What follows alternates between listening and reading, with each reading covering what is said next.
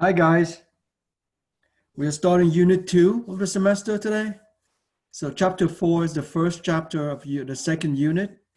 Chapter 4 is about transport mechanisms that occur across the cell/plasma membrane of cells.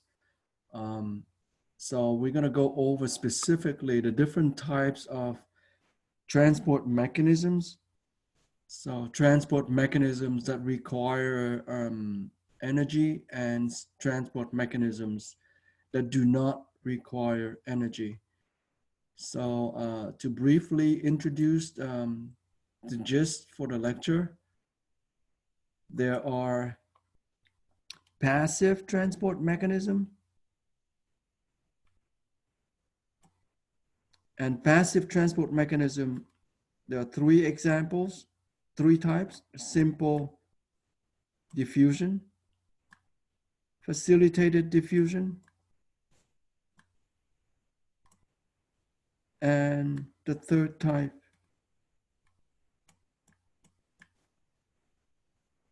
is osmosis. So passive transport mechanism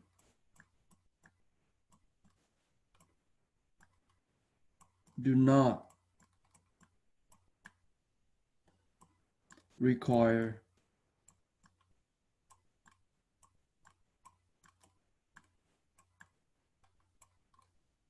cellular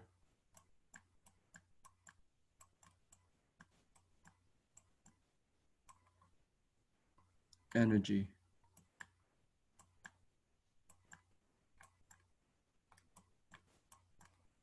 Right? So passive transport mechanisms do not require cellular energy.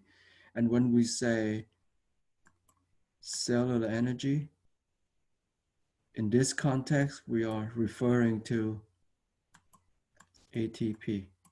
So you can say loosely ATP or cellular energy. In this context, they mean the same thing. So all passive transport mechanisms do not require energy.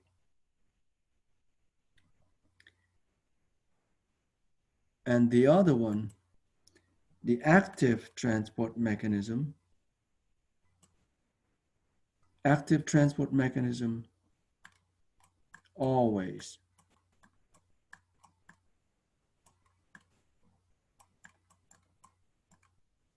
always require,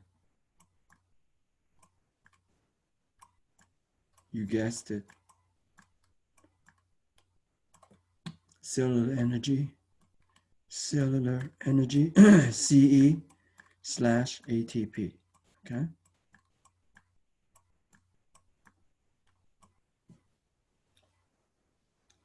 So active transport mechanisms require cellular energy or require ATP. Passive transport mechanisms do not require cellular energy or do not require ATP. Now, why did I split osmosis from passive transport? There's a reason to that. So here is the reason. When we talk about active transport mechanism across the cell membrane, we have two types of cargoes. So both on top here,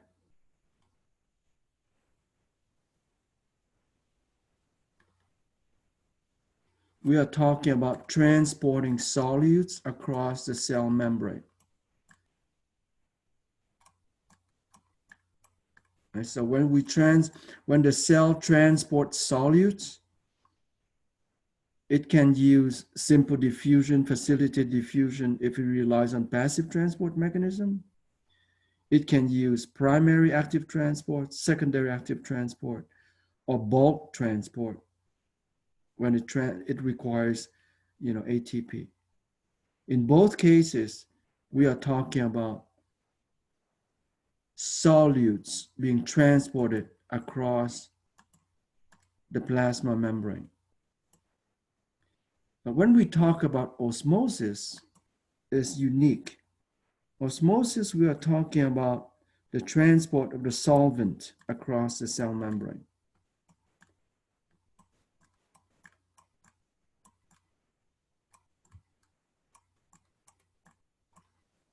solvent, solvent versus solute. And in this case, for cells, the solvent is water, H2O. The best solvent there is for life, right? H2O is the solvent. Solutes, anything else besides water. So when you are transporting water across the cell membrane, when you're transporting water across the plasma membrane, the process is called osmosis. And when you're transporting solutes, then you can have all other mechanisms. That's why I split osmosis from simple diffusion and facilitated diffusion. Because simple diffusion, facilitated diffusion, we're talking about transporting solutes. When we transport water, it's a different name. Okay? So that's the gist for the lecture for chapter 4. So without further ado, let's get the ball rolling with the first slide.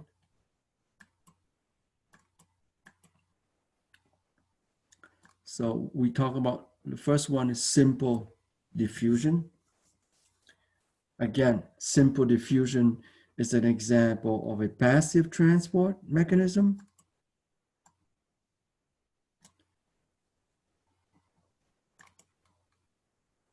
So passive transport mechanism, simple diffusion. So the first of three we're going to go over. Right? So the three examples of passive transport mechanism, we're going to go over the first one, simple diffusion. And since it's passive,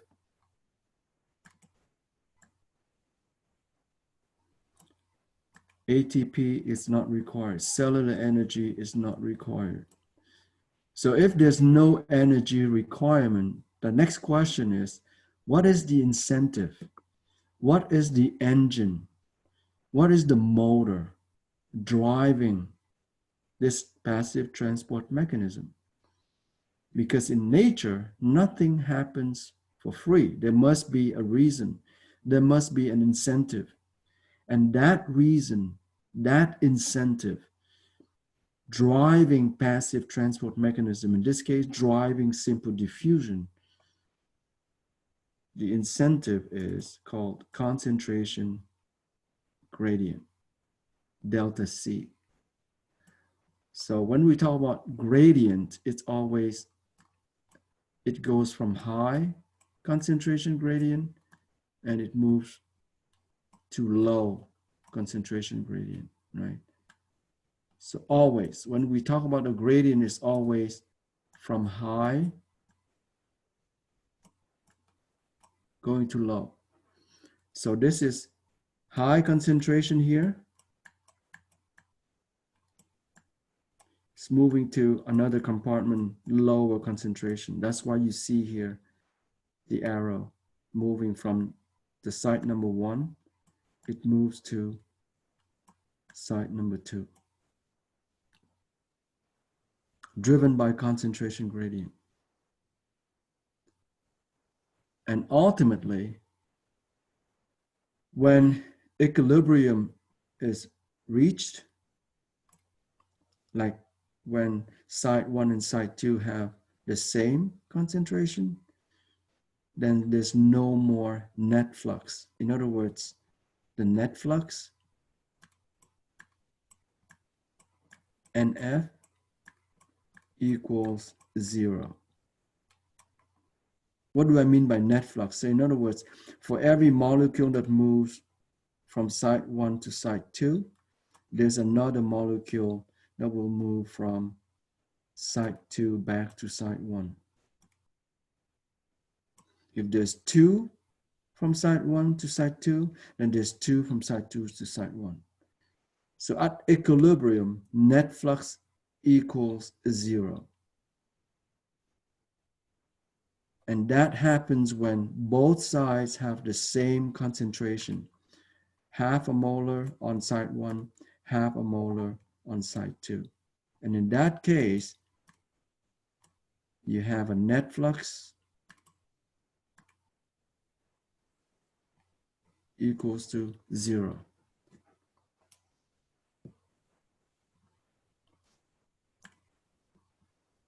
But over here, when you have site 1 at 1 molar and site 2 at 0, then you have a huge net flux from site 1 to site 2. And once site 2 starts to accumulate a concentration, so the gradient now is less, right? So there's less gradient, so the net flux slightly decreases. That's why you have a smaller size arrow over here compared to this thicker arrow over here. So the concentration gradient will dictate the net flux. The stronger the gradient, the higher the gradient, the stronger the flux. The smaller the gradient, the smaller the flux. And ultimately at equilibrium, when there's no more gradient, then the flux equals 0. And so that's the concept of simple diffusion. Now let's add some details into this process.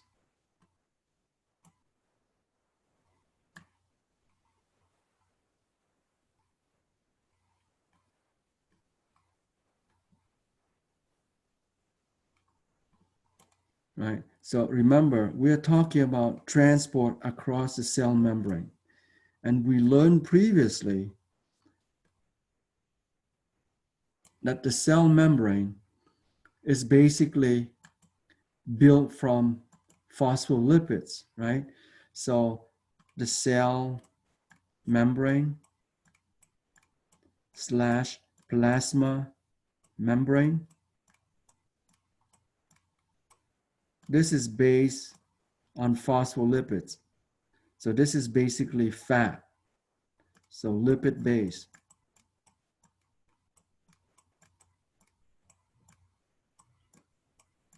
More specifically, mostly phospholipids, right? So in order for a solute to move across the membrane through simple diffusion, the solute has to be fat-soluble solute. So simple diffusion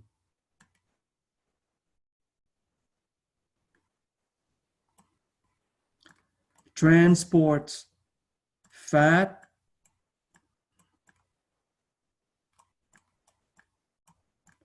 soluble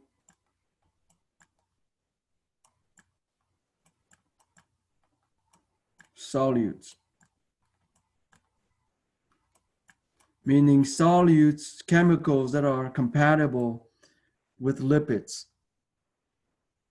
So they simply allowed to move across the membrane and driven only by concentration gradients of these solutes.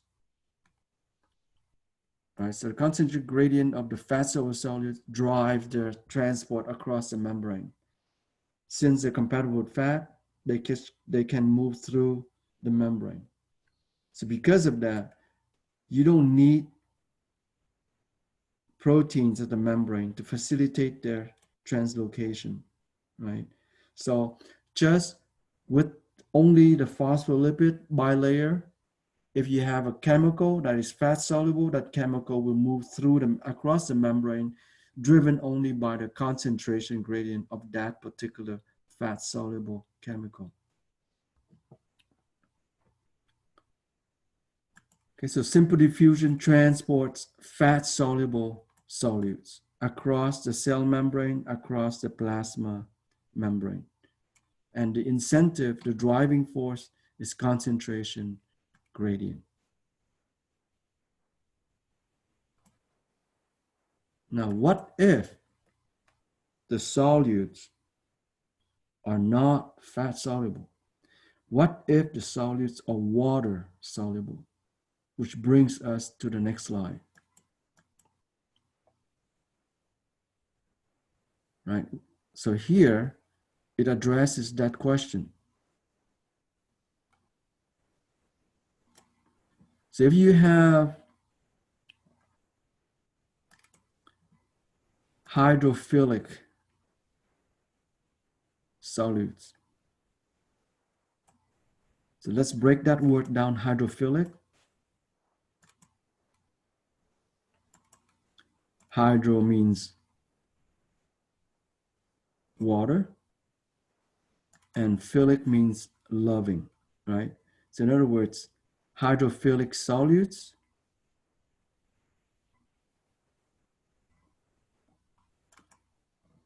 this word hydrophilic means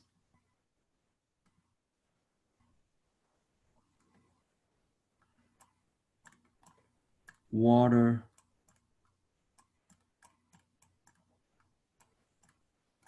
soluble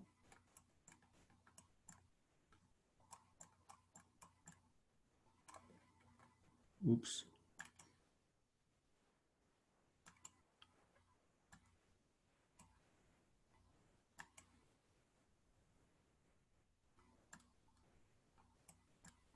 soluble solutes. In other words, these chemicals, these water soluble chemicals, will not be allowed to cross the cell membrane, will not be allowed to cross the plasma membrane, will not be allowed to cross the phospholipid bilayer. So they need help to be able to cross that fat-based membrane. And the assistants are transmembrane proteins that are located at the membrane, so transmembrane proteins. And these transmembrane proteins are required now to help transport water-soluble solutes. And these are small solutes, small size, like electrolytes. So when we're talking about small water-soluble solutes, we're talking about sodium. So these are cations, sodium, potassium, electrolytes, right? Calcium. This is a divalent cation, 2+. We also not only positively charged cations, but we also can have negatively charged anions like chloride, Cl-. So these are examples of small water soluble solutes. These cannot cross the membrane since the membrane is made of lipid-based macromolecules, specifically phospholipids, right? So they need help.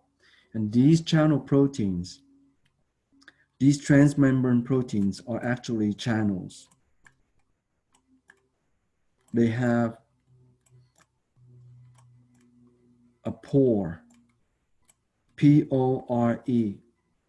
They have a channel. They have a passageway right here. So this here, this funnel, this passageway opens up,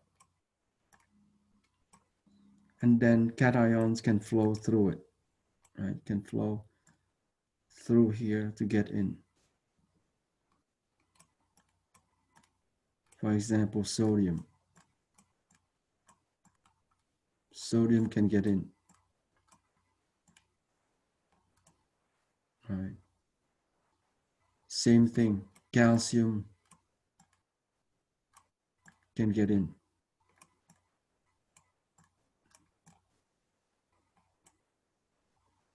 But in the case of potassium, is the opposite.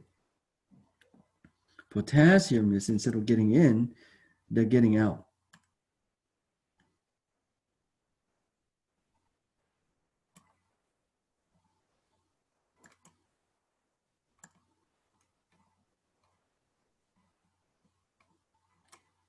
So potassium is leaving.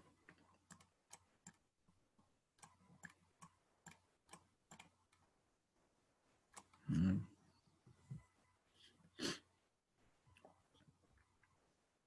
And chloride also is coming in. I should have drawn that before. So here, take that out. Take this out. And redraw here in. Chloride is moving into the cell. And all that is depends on the concentration gradient again. Because of the concentration gradient, these electrolytes are shown in the direction I just drew earlier. Okay, so they're small size cargo that would fit in the channel, in the pore. So that's a pore, an opening, P-O-R-E, pore, or a passageway inside the protein. These are transmembrane protein.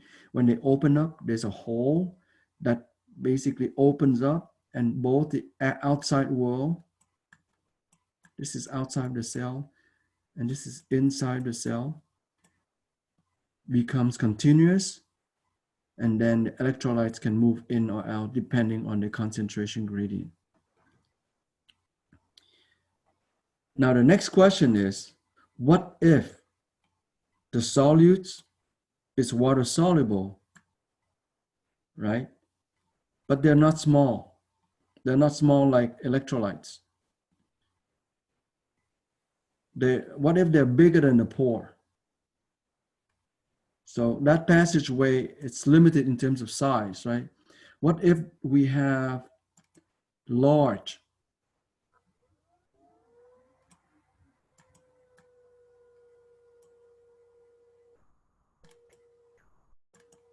So what if we have large hydrophilic molecules? For example, glucose. The glucose would be too big for that pore, so it cannot go in. So glucose is also water soluble, so it cannot go through the membrane. And this is when it goes in here, it cannot go in because it's too big, right? So glucose, too big for the pore. It won't go in through the channel. What happens? The answer to that is on the next slide. So we have another type of transmembrane protein that are dedicated to transport large size water-soluble solutes, large size water-soluble cargo, such as a glucose molecule, which is significantly larger because it's a compound larger than simple electrolytes like a sodium, potassium, chloride, calcium, right? So on the next slide, and here, in this case here, we call it facilitated diffusion. So let me write it down somewhere. This is facilitated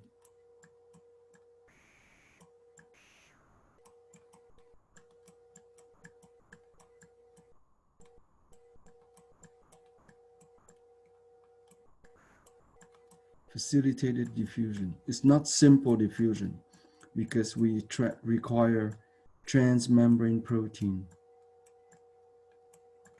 Okay, so facilitated diffusion. Facilitated, facilitated diffusion, diffusion. And the first type of facilitated diffusion is through transmembrane protein. They are channels for small size hydrophilic solutes. Yeah. And on the next slide, we're going to deal with the large size hydrophilic solutes.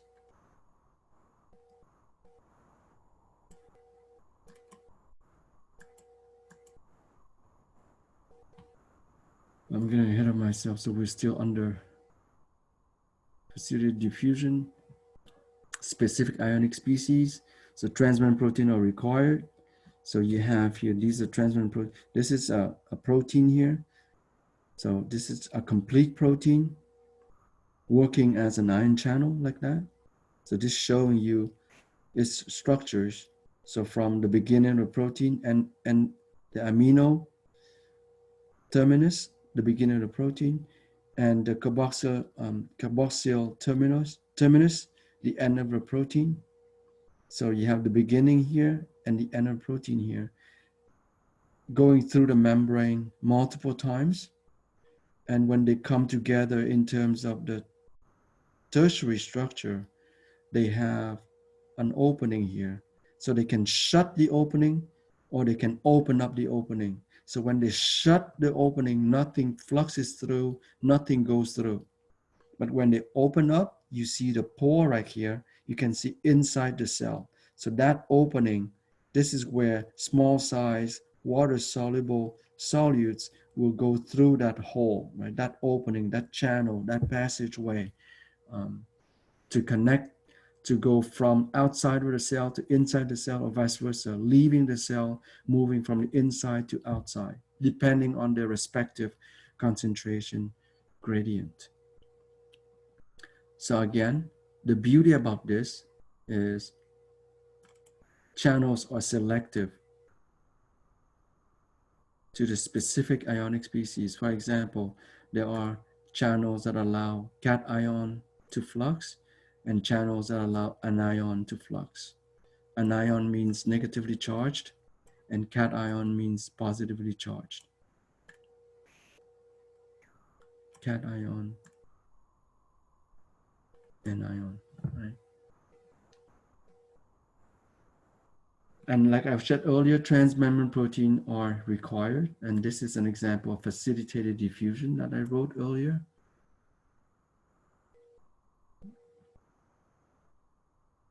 Now that's for small size water-soluble solutes. I repeat, this type of facilitated diffusion is specifically for small size water-soluble solutes. Moving on to the next one, it should be addressing large size water-soluble solutes. So this is dealing with large hydrophilic molecules, transporting large hydrophilic molecules across the cell membrane or the plasma membrane. EG here stands for example, so glucose. So glucose is it's too large for the channel. It wouldn't go through the pore. So we need another type of transmembrane protein. And this transmembrane protein, we call it a carrier protein, specifically glucose carrier protein. So this is another type. The carrier protein is not a channel. It does not have a pore. It does not have a passageway. It does not open up. So, you can't see through a carrier protein. You can see through a channel, but not a carrier protein. So when glucose binds to the carrier changes its shape. This three-dimensional structure changes in a way that now it shuts the outer region and it opens up the inner region, allowing glucose to get into the cell. So this is how a glucose carrier transport glucose across the cell membrane, driven by concentration gradient. So this is outside the cell. This is inside the cell, right? So glucose will move down its concentration gradient. So the carrier will basically translocate glucose from the outside to the inside of the cell. This is how our cell obtains glucose, through a carrier protein, not a channel, right? Since glucose is water soluble, it needs a transmembrane protein at the membrane to help them translocate across the membrane. Because since it's water soluble, it won't be allowed to move through the membrane itself. It needs an assistant. It needs the assistance of transmembrane protein, in this case specifically a carrier protein, not a channel. And that carrier protein will help glucose to move in the cell across the plasma membrane.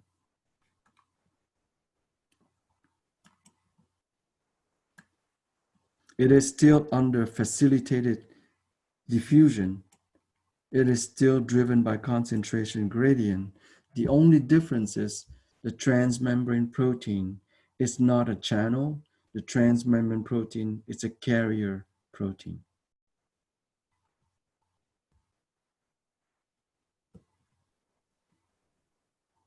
Okay, so here, in addition to solute size, what differentiate carrier protein from channel protein? I mentioned that earlier. Channel protein has a pore. Carrier proteins do not have a pore. Carrier protein do not have a passageway. Channel protein do have a passageway, do have, they look like a cylinder, right? So when they open up, there's a continuous passageway that connects the outside of the cell to the inside of the cell. Carrier protein do not have such passageway, do not have such pores.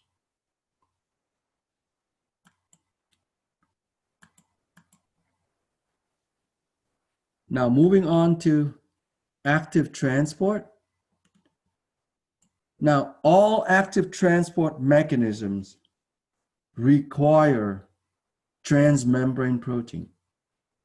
All active transport mechanisms always require cellular energy / ATP.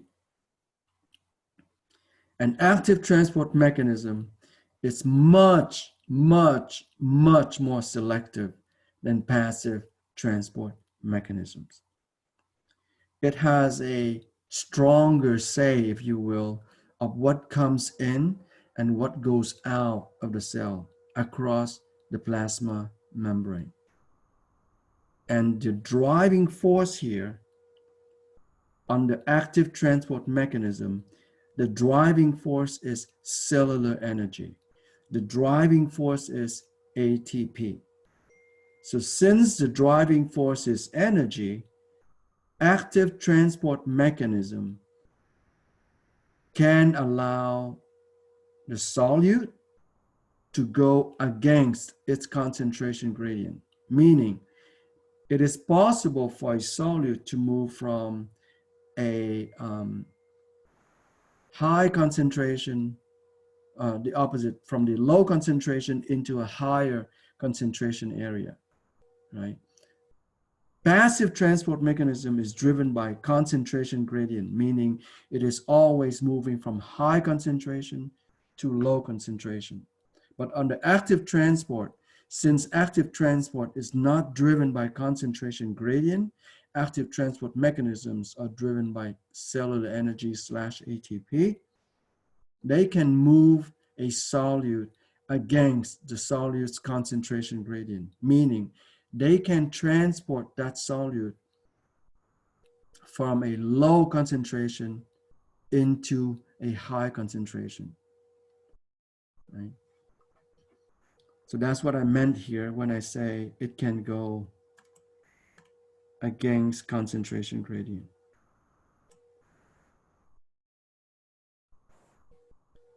And exquisitely selective. And ATP, or cellular energy, its driving force. And there's always a transmembrane protein involved. Okay? TMP,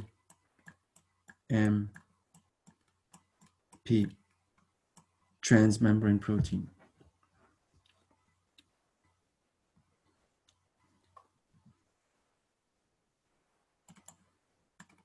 So that's the definition for active transport mechanism. So comparing and contrasting active transport from passive transport. So both passive transport and active transport are transport mechanisms moving solutes across the plasma membrane. Passive transport does not require energy.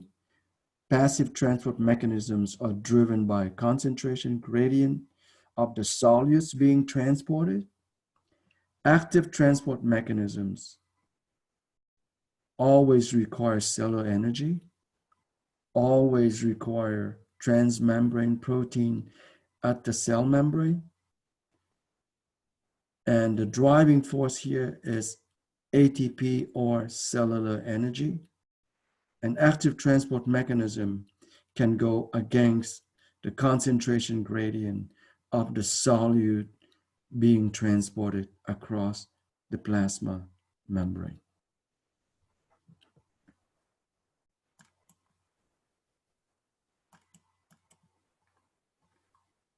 So let's go over specific examples of active transport mechanism, beginning with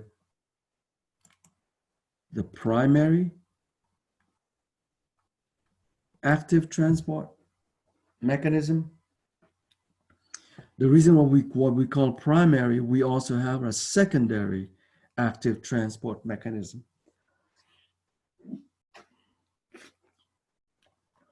So here, one of the most important transmembrane protein involved in active transport mechanism, we call it the sodium potassium ATPase, or the sodium potassium pump. These transmembrane proteins are so important, they have been conserved through evolution. They are present not only in human cells, they are found across the entire domain of life called eukarya, meaning eukaryotic cells have displayed this sodium potassium pumps. And when we move to the prokaryotic domain, they have something similar to this sodium potassium ATPase. It's not identical, but yet the process is so important that the concept is very similar. So this is again another evidence that all living organisms share a common ancestry on this planet. And this is shown by the conservation of this sodium potassium ATPase, sodium potassium pump. This is not only a transmembrane protein, this is not only a pump, but it is also an enzyme, meaning it has enzymatic activity. That's why it says ATPase. ASE here stands for an enzyme, and ATPase means this transmembrane protein can hydrolyze ATP, can break down one covalent bond and the ATP molecule to produce ADP and energy. And that energy that is released is harvested by the transmembrane protein to translocate, to kick out 3 sodium and to bring back inside the cell 2 potassium. That's why we say sodium potassium pump. So every time that the ATPase hydrolyzes 1 ATP, it has enough energy to kick out 3 sodium and to bring in 2 potassium, right? So 3 sodium is being expelled and 2 potassium is being brought inside the cell. So the cell in this case is losing 3 sodium, but gaining 2 potassium when this pump consumes 1 ATP molecule. So this is called primary active transport. And again, the sodium potassium pump, this is an example of a transmembrane protein. Another type of transmembrane protein, right? So the protein is located specifically at the cell membrane. So that protein is coded by a gene, goes through gene expression, and then shipped specifically to the membrane. And it sits there, right? And its function is to consume ATP, to kick out 3-sodium, and to bring back in 2-potassium. And we're going to learn this ATPase throughout the entire semester. So it's going to come back throughout the semester. You'll see it. You can appreciate it from the nervous system all the way to the digestive system, all the way to the urinary system. So the organ system that control all other organ system, the nervous system, or the organ system that handles, cellular waste, the urinary system, or the organ system that allows us to absorb nutrients, the digestive system. This sodium potassium pumps is everywhere. It is involved to set up a way for the cell to simply absorb, for example, glucose, right?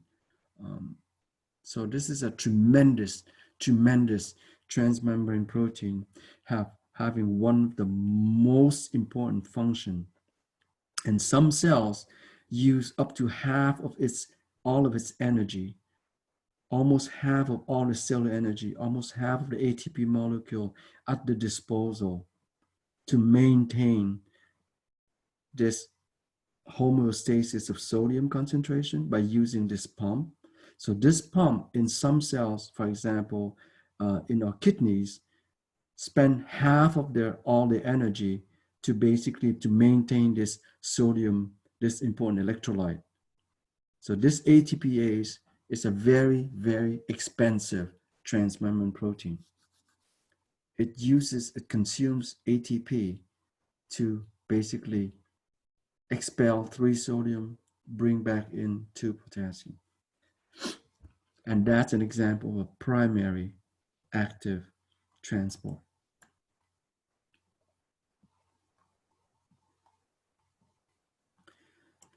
The next type of transport is called a secondary active transport. This is a little bit more abstract than the primary active transport, because the secondary active transport is actually being set up. It always requires the primary active transport. So the primary active transport sets up the conditions that is used by the secondary active transport.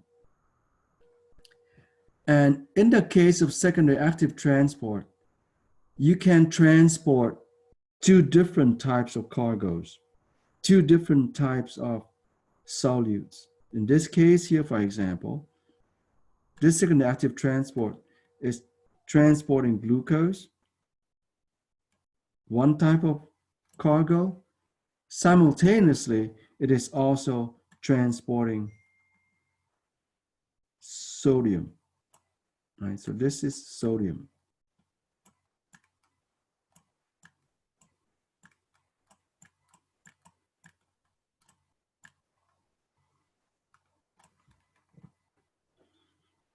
And if the 2 solutes goes in the same direction, we call it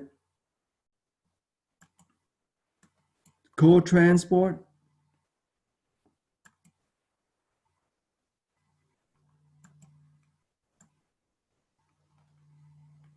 or symport.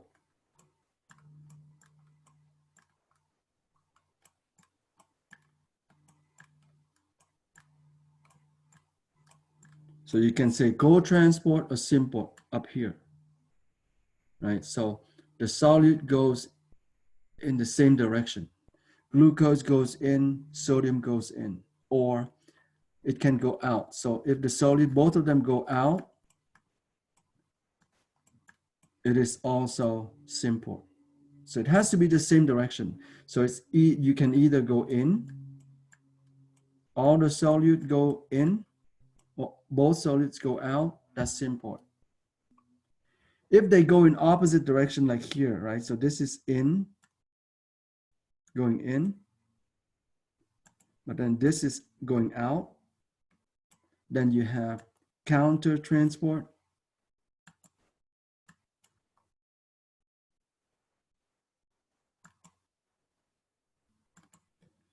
So you have here counter transport or antiport or exchange.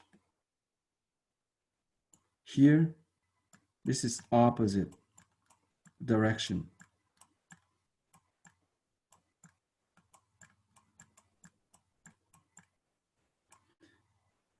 Up here, this is same direction. So the solute moves same direction, then we have symport. If the solid moves opposite direction, then we have antiport.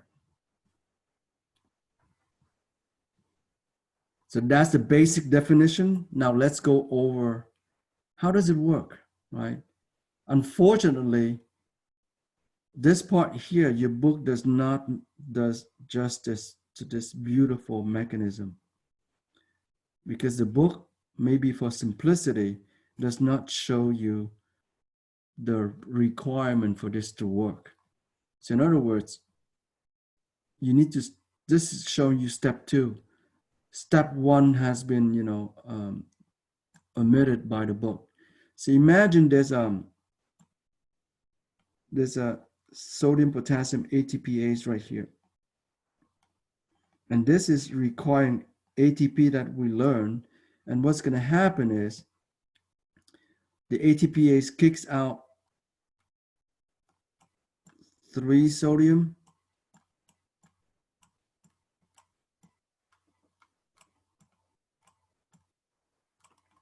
and it brings in 2 potassium. That's your sodium potassium ATPase. So this consumes ATP, right? So by doing this, what's going to happen is the cell is setting up a concentration gradient of sodium.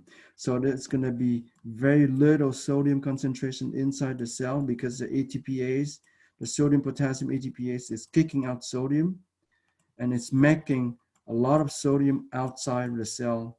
So it's setting up this concentration gradient of sodium.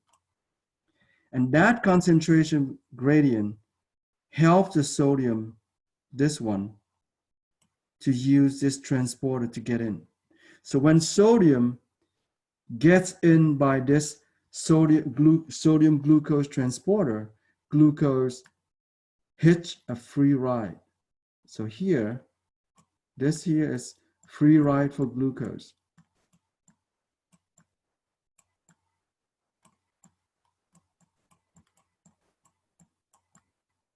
Right? So this step here requires the concentration gradient of sodium. And that concentration gradient of sodium was set up by the sodium potassium ATPase.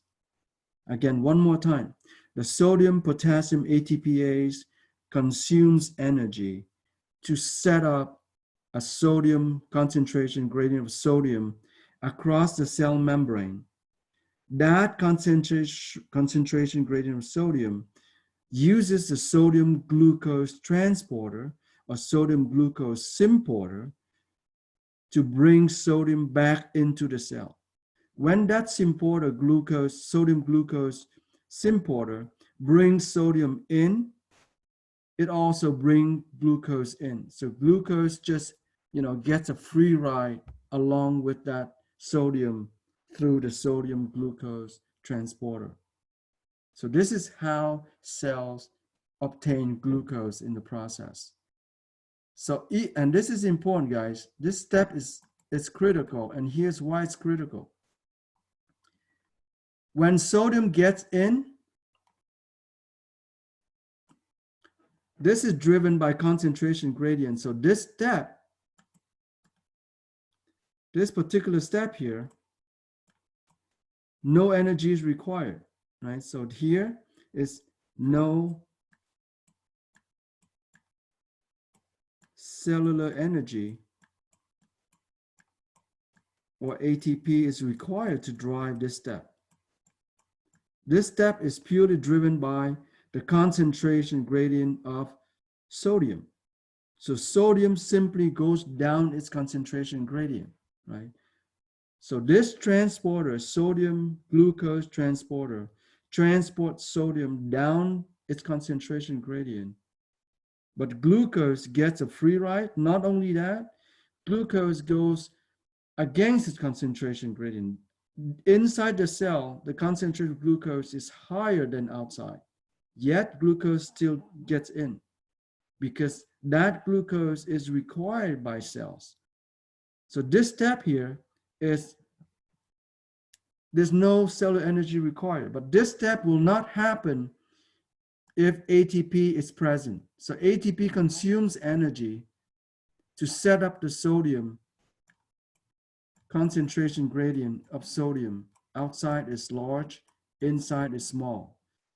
So that step, the primary active transport mediated by the sodium potassium ATPase, consuming energy to set up the sodium concentration gradient across the cell membrane, driving sodium back in by using the sodium glucose symporter. Glucose gets in free of charge. So that's an example of a secondary active transport.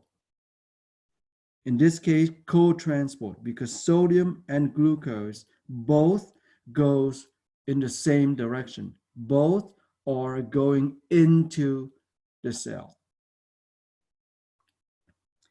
Now, the panel B on the right side shows you the same concept, but now we are talking about the two solutes moving in opposite direction. And same thing here. This step is driven by the concentration gradient of sodium. And this concentration gradient of sodium was again set up by the sodium potassium ATPase over here, right? Same thing, sodium gets out, potassium gets in. So again, 3 sodium, and the sodium potassium pumps use energy to bring in 2 potassium. So you have here a small sodium concentration inside the cell, a humongous sodium concentration outside the cell. Okay, so that gradient is set at the expense of ATP consumption by the sodium potassium pump. And once that concentration is set up, sodium gets back inside the cell through this sodium proton pump, right? And this is an anti-port, meaning sodium gets in, but potassium gets out. Not potassium, proton gets out. So the cell it's bringing in sodium, but it also allows the cell to exclude, to excrete, to get rid of the proton. And this mechanism comes back in the urinary system. You know, when you're going to see here how cells are basically excreting free floating protons to get rid of the acids, metabolic acids, cellular acids, waste acid coming from your cells. This is a powerful, powerful mechanism that will come back later in the semester, okay? So both of them are secondary active transport. Both of them relies on the sodium potassium ATPase or the sodium potassium pumps to set up the concentration gradient of sodium across the cell membrane. Once that concentration is set, in this case, sodium gets through the sodium glucose symporter, allowing the cell to absorb glucose. In the second case, sodium goes inside the cell through sodium proton antiporter.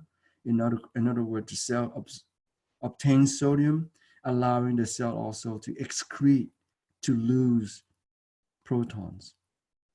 So that's secondary active transport.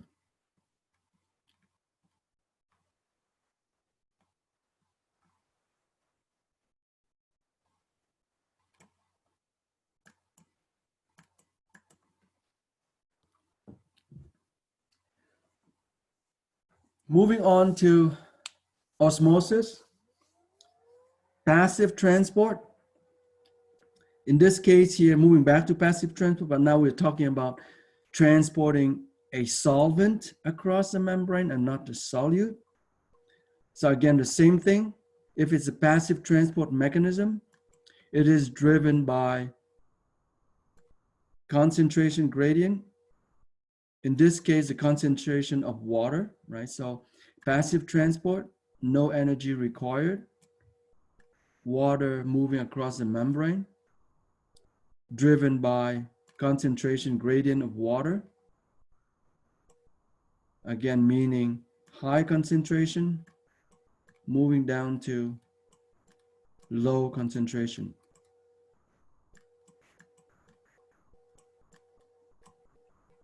Right? So, for example, here we have much more water on the outside, less water on the inside in terms of concentration. So water just moves in. Over here, the concentration of water is higher on the inside than on the outside. Water moves down its concentration gradient. And the same similar concept, you can say that wherever salt goes, water follows. So water always go into a compartment where there's more solute, there's more salt. Okay? So you can say either way. The water goes down its concentration gradient, meaning water always move from a compartment where it has higher concentration of water toward a compartment where there's less water in terms of concentration. Or water moves into a compartment where it has more salt concentration, more solute concentration.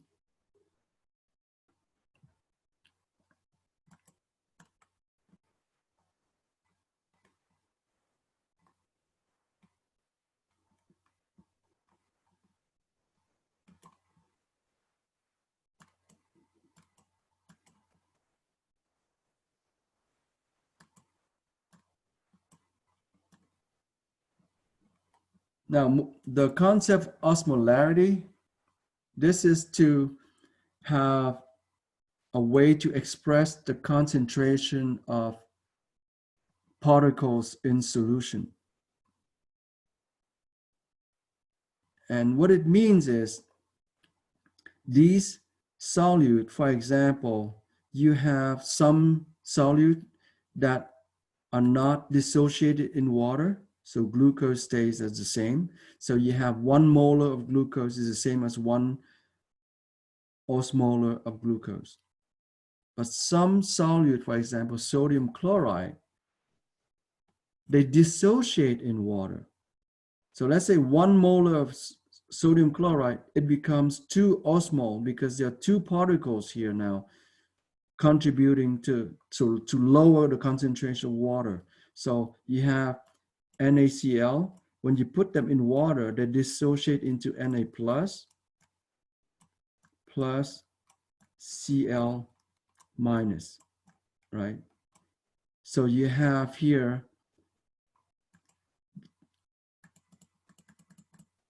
the Na here, it's surrounded by a hydration shell. And the same thing with the chloride, it is also surrounded by hydration shell of water. So that positive charge is attracted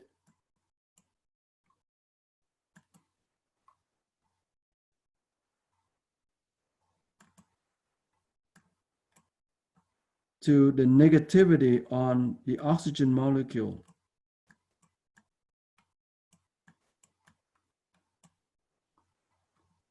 because oxygen has a higher electronegativity than the protons. So you have the two protons here have a delta plus, the positive dipole, it's called in chemistry.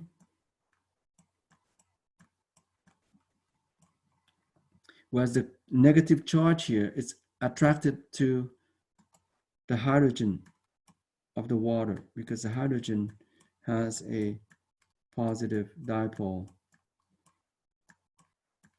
of the water molecule. So the negative charge on the chloride is surrounded by the positive ends of the water molecule from the protons, whereas the positive charge on the sodium is surrounded by the negative dipole on the oxygen. We call that the hydration shell. Because of that, when you put sodium chloride, sodium crystals in water, they split into two particles, each of which contributes to its own concentration, lowering the concentrated water. That's why 1 molar of sodium chloride becomes 2 osmol of sodium chloride. Glucose cannot dissociate like this in water. So the 1 molar of glucose is the same as 1 osmolar. So in the case of glucose, the concept of molarity and osmolarity is the same. But when you have salts that can dissociate in water, then molarity and osmolarity is no longer the same. And this becomes important because if you think about it, here the purple solute is impermeable, meaning this is the membrane here. So the purple solute is not allowed to leave the cell, right? It cannot cross over. But urea is allowed to move in. In that case, so what's going to happen is the particle, the osmolarity becomes important because that can basically dictate the water of the motion of water. You know, so for example, if you have a solution, 3 molar, so in other words, a solution containing both glucose and sodium chloride, right? So if you have that solution,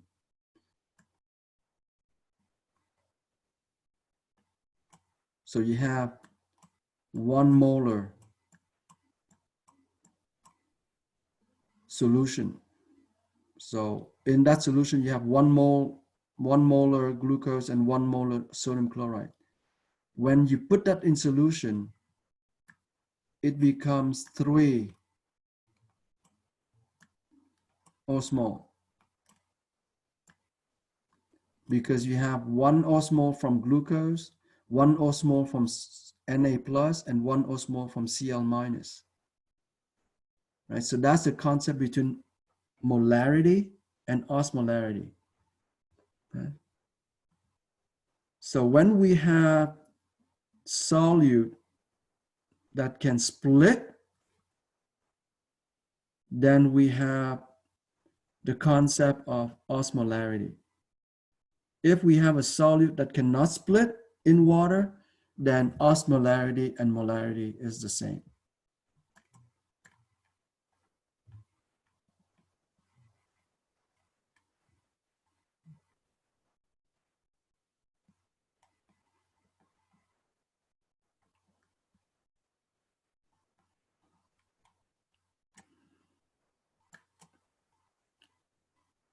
Let me erase this before I move on to the next slide.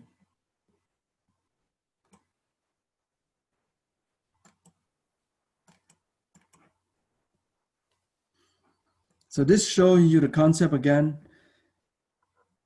Osmotic pressure is an indirect way of illustrating the concept of a osmolarity. So you have a membrane here. And what is important to realize is these solute molecules cannot cross over. So the membrane is not permeant to the solutes. Only water can flow. Because of that, we call this semi-permeable membrane. It only allows water to move across, not solute particles. So the solid particles are not allowed to move across from side 1 to side 2 or vice versa. So what it means is side 2 has more solid particles. Side 2 will also have a higher pressure, higher osmotic pressure. Water will flow from a low osmotic pressure to a high osmotic pressure. You're going to say, whoa, whoa, whoa, whoa. The gradient definition is high to low. It's true. Water is moving from a higher water concentration to a lower water concentration. So it's not violating anything. But in the process of doing this, you can see that water moves from a low pressure compartment to a higher pressure compartment.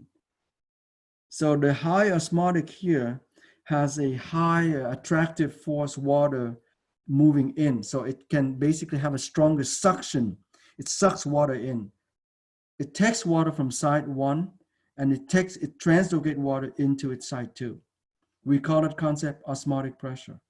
So it is due to the concentration of solute, the gradient, the concentration gradient of this impermeable solute across a membrane. And that can be expressed as giving rise to a pressure onto the membrane, right? So it creates a pressure on the membrane. The solute particle creates a pressure, we call that osmotic pressure. And that pressure attracts water from a higher concentration water to a lower concentration water. So in other words, the water is trying to decrease the concentration on side 2. So ultimately what happened is the water content on side 2 will go up and the water content on side 1 will go down because side 1 will lose water, side 2 will gain water to the point where the concentration on side 1 and concentration side 2 becomes equal, then the water flow will stop. At equilibrium, there's no more net water flow, right? So solid concentration, 300 to 500. Now the solid cannot move, only water can move. So water will move from high concentration to a lower concentration. So water can move because the membrane is not allowing the solute to move.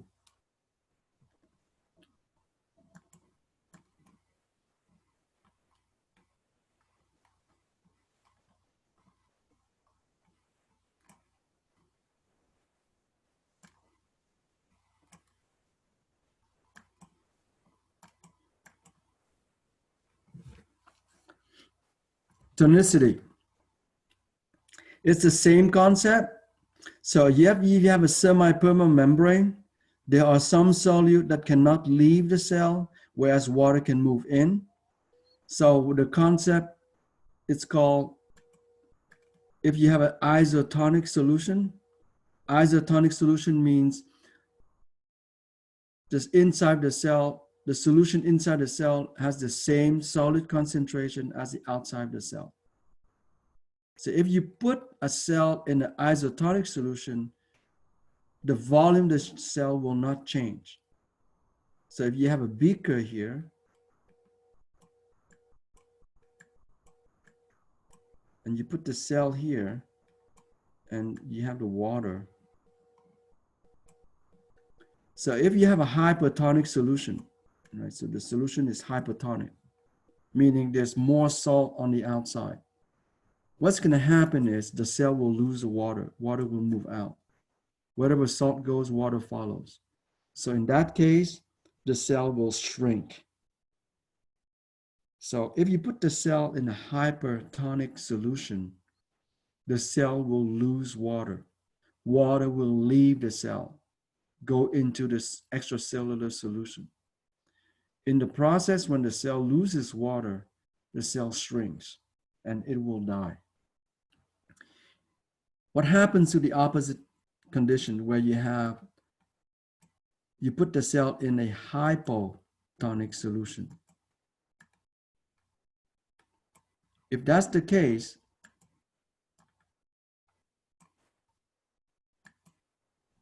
hypotonic means the solution contains less salt than the cell, so water will go in. Again, water goes wherever salt goes. In the hypotonic solution, inside the cell contains more salt than outside, so water will go into the cell will gain water, the cell will swell, and ultimately the cell will burst. Okay? So that's why I wrote here, hypertonic solution strings the cell, hypotonic solution swells the cell. Both cases, the cell will die.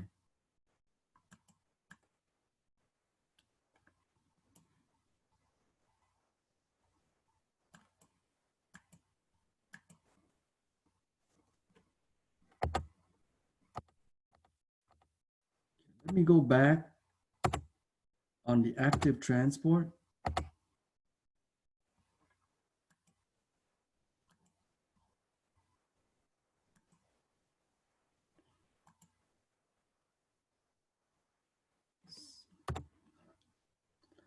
Need some space. Okay, let's use this space here, this slide for active transport.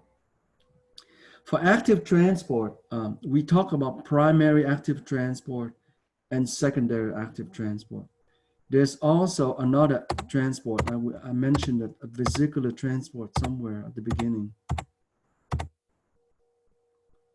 This one. Okay, let's use this page then. This vesicular transport is also active transport. This vesicular transport is also called bulk transport. BULK. And under vesicular transport, we have exocytosis,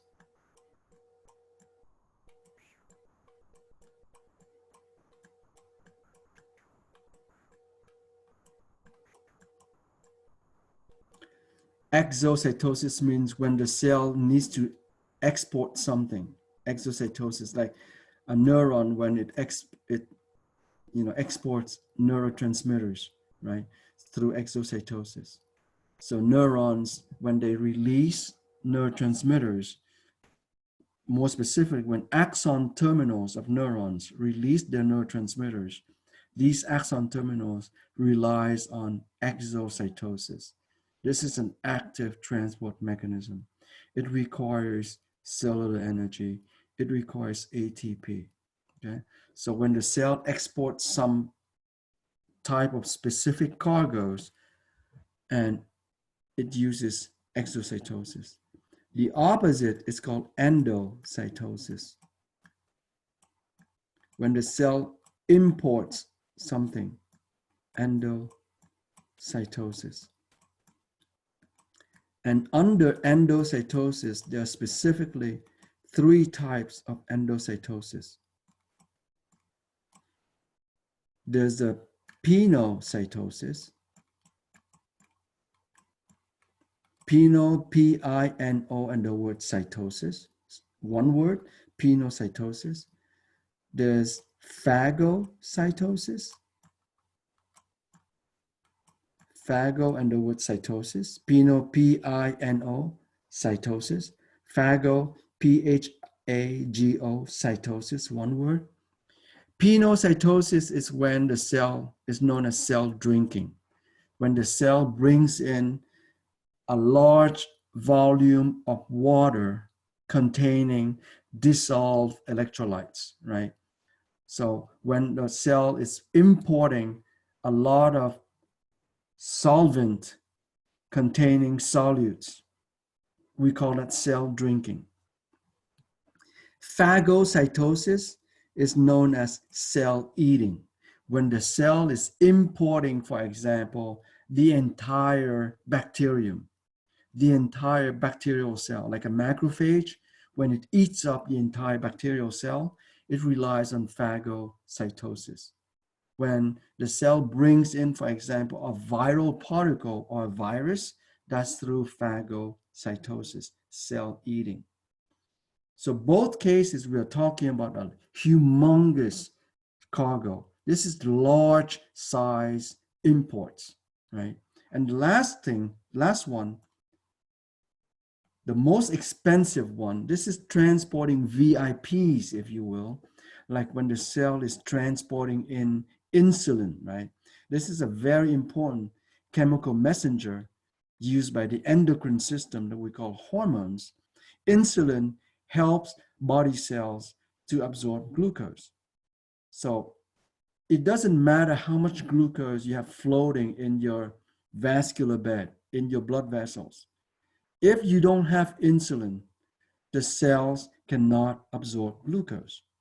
So the cells need to bring in insulin so insulin can allow the cell to absorb glucose.